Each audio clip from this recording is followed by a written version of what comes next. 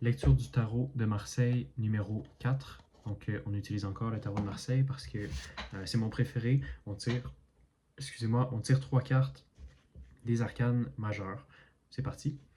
Alors, j'ai pas brassé, je vais essayer de pas regarder. Alors, première carte, je vais vous les montrer. Première carte, l'étoile. Carte numéro 17. Carte numéro 18. La lune. Puis notre troisième carte, l'impératrice, carte numéro 3. Ok, donc ça s'apprête à être assez intéressant. C'est des cartes qu'on n'avait pas tirées auparavant, excepté l'impératrice.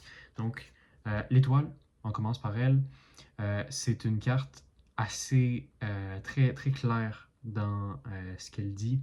Puis, en fait, je vois tout de suite le motif entre les trois cartes qui sont sorties. Cette carte-là, c'est la carte par excellence de la réceptivité, avec une autre carte. Cette deuxième carte par excellence de la réceptivité, c'est la Lune.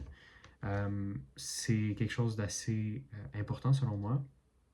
L'étoile, c'est une carte qui met en avant justement ce personnage-là féminin, une Vénus, je suppose, une femme nue qui évoque ce personnage mythologique-là avec les cruches qu'elle verse dans un lac probablement. C'est le déversement d'un fluide, en l'occurrence c'est de l'eau. L'eau qui représente probablement ici les émotions. Les émotions, c'est quelque chose qui est très fluide justement, qui découle de nous. Puis c'est ce qui est en train de se passer. C'est comme si ce personnage-là était inspiré divinement, inspiré par les étoiles qui donnent le titre à la carte. Puis elle déverse ça sur le monde. Elle nourrit le monde en quelque sorte. C'est aussi quelque chose qui est appuyé par ces deux plantes-là. Les plantes, elles sont jaunes, elles sont desséchées. Puis, c'est ça positionne ce personnage-là comme étant quelqu'un qui vient en aide avec son énergie féminine intuitive. C'est appuyé par la deuxième carte, encore une fois, prédominance de l'eau qui occupe presque la moitié de la carte, qui est ce même symbole-là, très fluide, avec un homard. Ça a toujours été mystérieux pour moi, le homard. Je suis certain qu'il y a une signification, je ne suis pas allé voir. Mais c'est ça. Donc, c'est une carte qui, de ce côté-là, est un peu plus animale, je dirais, déjà parce qu'il n'y a pas de personnage humain dans cette carte-là. On a la lune, le chien, le homard. Les trois animaux, ça montre vraiment l'aspect animal, l'aspect primaire, instinctif de l'intuition, puis peut-être d'un savoir occulte. Le mot occulte est un peu galvaudé ici, fait que j'apprécie pas j'aime pas particulièrement l'utiliser, mais je parle vraiment de cette connaissance qui vient de nous-mêmes, qu'on sort de nous-mêmes.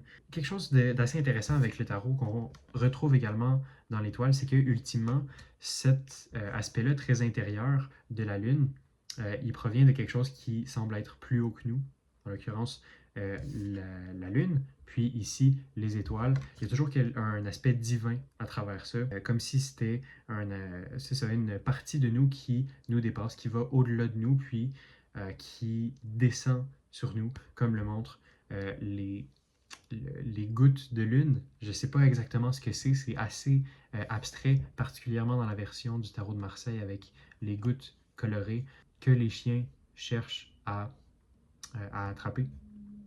Donc, j'ai l'impression qu'il y a une redondance ici dans ce que nous apportent les deux premières cartes. C'est des cartes qui se suivent, donc évidemment il y a vraiment une continuité entre ces deux cartes-là. Puis enfin, on a la carte numéro 3, la carte de l'impératrice. L'impératrice, c'est un personnage qui est dominant, qui occupe vraiment une partie importante de la carte. À vrai dire, elle occupe toute la carte, ce qui n'est pas forcément le cas de tous les personnages. Tout ce qui vient éclipser l'impératrice, c'est ce qu'elle tient dans la main, ce qu'elle garde sous son épaule. Et ce qu'elle tient, c'est, pour moi, ça a toujours été ça, c'est un œuf, c'est le symbole de la gestation, de quelque chose qui grandit en elle, qui découle de elle, encore une fois. C'est une carte qui est tournée vers la droite, vers l'action, vers le concret. Mais même avec ce que je viens de dire, c'est une carte qui se recoupe très bien avec les deux précédentes. Je ne sais pas si vous avez remarqué ici, mais il y a ce qui semble être un jet d'eau, une coulisse d'eau qui vient faire un rappel à nos deux autres cartes, où l'eau était un élément très important de la carte. L'eau, encore une fois, symbole des émotions. Et qui s'échappe en fait de l'impératrice. C'est pas quelque chose qui semble être voulu, mais c'est là, c'est présent.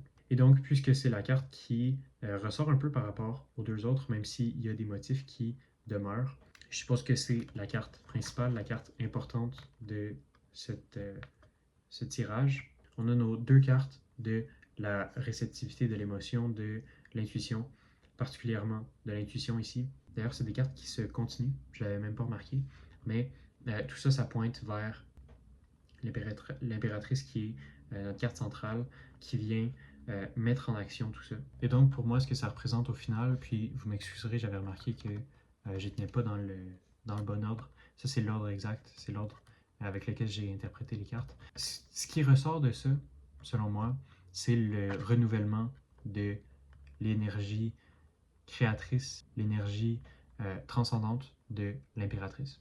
Donc, c'est ça qui est en train de se passer. Maintenant, encore une fois, les symboles, c'est à vous de les interpréter.